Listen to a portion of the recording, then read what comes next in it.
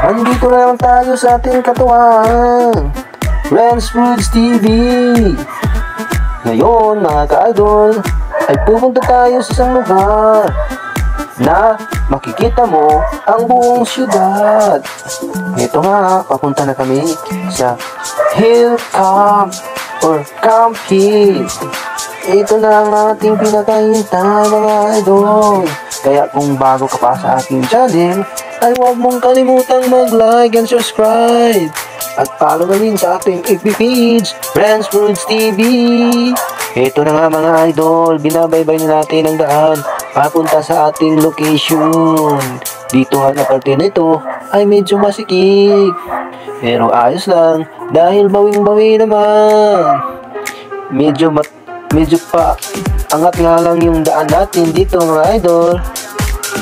At medyo masikip.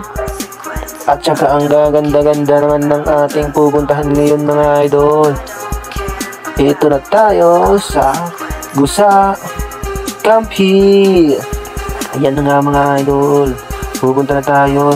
At medyo pataas ng pataas ang ating pag-akyat.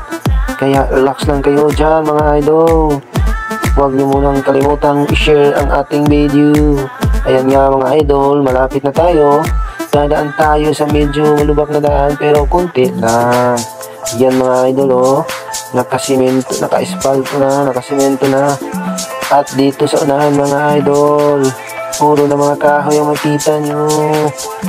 At mula pa lang dito mga idol ay makikita nyo na ang magandang view. Makikita mo ang buong city, ang lugar ng Cagayan de Oro. Yan na mga idol, medyo paliko ang dating daan.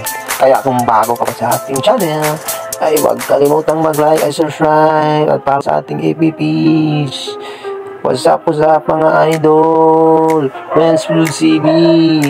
Ang lamig dito mga idol, maraming kahoy. Kaya kung gagawin ka sa lugar namin dito sa Cagayan de Oro, ay huwag mong kalimutang dumaan dito.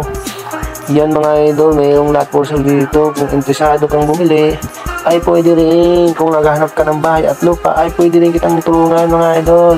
Dito na mga idol, pasok na tayo sa ating pupuntahan, Camp Hills. Pwede ka rin umorder dito mga idol ng pagkain at saka mga juice. Yan mga idol, medyo hindi masyadong green sa kabila dito mga idol. Nakikita nyo, kita nyo na ang syudad mga idol. At hindi pa lang yan dyan nagtatapos mga idol. O, palamig muna.